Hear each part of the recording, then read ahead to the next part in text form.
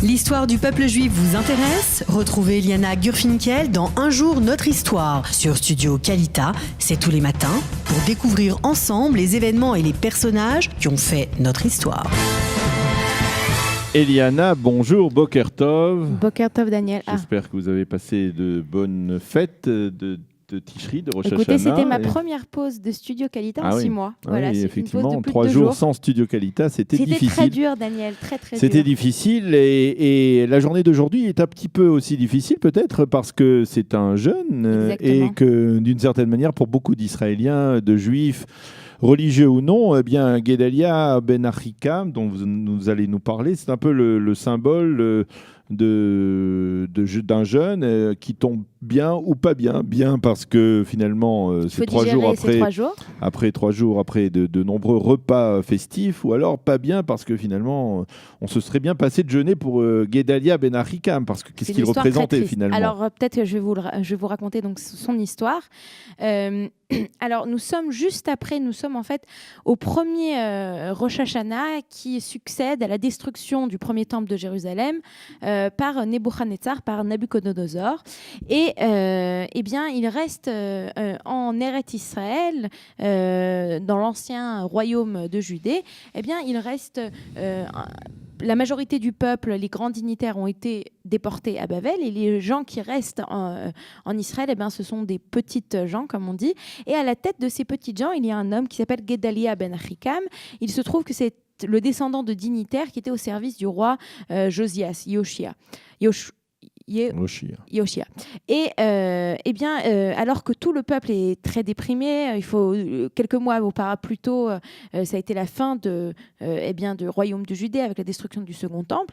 Gedalia lui réussit en fait à remotiver les troupes, et il dit aux gens, écoutez, le pays est dévasté, mais écoutez bien, nous avons encore nos vignes qui sont encore en vie, qui tiennent, et les raisins sont là, sont prêts, on n'attend plus qu'à faire la récolte. Ce qui est important de souligner, c'est qu'il est nommé gouverneur par les Babyloniens, et lui, il arrive en fait à remotiver tout le peuple, et il va ainsi motiver tout le monde. Il faut se rappeler qu'à cette époque, et quelque part aujourd'hui en Israël, on y revient, la terre de Judée est une terre extrêmement fertile en vin.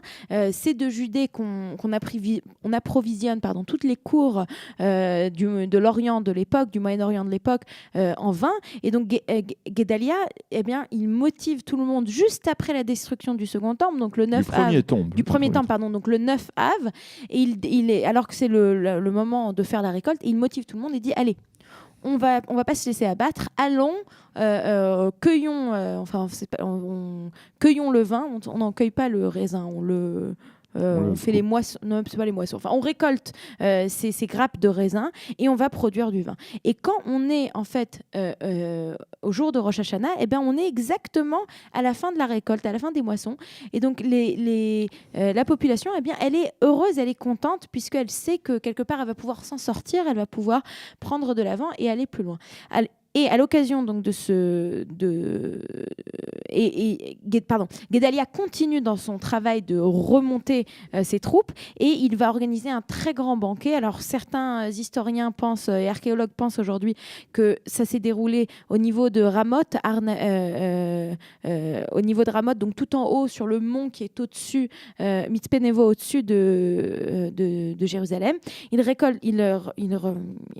rassemble tout le monde. Ils font 2 grands banquet à l'occasion de Rosh Hashanah, et en fait le deuxième jour du banquet, il se fait assassiner. Alors qui va assassiner Gedalia?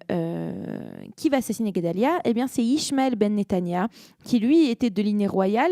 Si on se souvient, je vous ai dit que Gedalia lui était un descendant des dignitaires au service du roi, tandis que Ishmael ben Netanya, et lui en fait il arrive, il ne comprend pas pourquoi c'est Gedalia qui a été nommé et pas lui, et il va se rendre avec 10 hommes dans les quartiers de Gedalia, et il va le frapper à mort. Et à partir du moment où il va le frapper à mort, les Babyloniens, Nebuchadnezzar, se disent, si les Juifs n'arrivent pas à être, entre guillemets, tranquilles, seuls, sous l'autonomie d'un de les leurs, ça veut dire qu'ils ne peuvent pas être en Eretz Israël, et on va assister en fait à un exil supplémentaire à l'exil qui avait déjà eu lieu. Et c'est à ce moment-là que l'autonomie juive qui existait, la frêle autonomie juive qui existait, va complètement disparaître. Alors les sages... Et c'est cette date qui marque en fait la fin d'une présence juive structurée en Judée, dans le Malchut Yehuda. Malchut Yehuda, et c'est la raison pour laquelle les sages ont dit que on doit jeûner ce jour-là. La première fois dont on parle de ce jeûne, c'est dans le livre de Zacharie, on parle du jeûne du 7e mois, parce que c'est très important de commémorer cet assassinat qui est tout d'abord politique, qui est tout simplement politique. On en a beaucoup parlé de l'assassinat de Guedalia au moment de l'assassinat de Yitzhak Rabin. On a fait la relation entre un assassinat politique il y a 2000 ans et un assassinat politique, enfin plus de 2000 ans, pardon, 3000 ans et un assassinat politique de Et d'ailleurs, dans certains cercles aujourd'hui, cette journée de Gimel Tishri, aujourd'hui nous sommes Dalet à cause du Shabbat, mais cette journée est utilisée et est mise utilisée pour essayer de, on va dire, accentuer un dialogue entre les différentes composantes de la société israélienne. Nous parlions tout à l'heure avec Marilyn Smadja des Femmes pour la Paix. Il y a des initiatives qui se tiennent pendant cette journée du Tzom de Guédalia, du jeûne de Guédalia, afin de rapprocher les différents courants de la société israélienne et éviter qu'il n'y ait un nouvel assassinat politique. Exactement.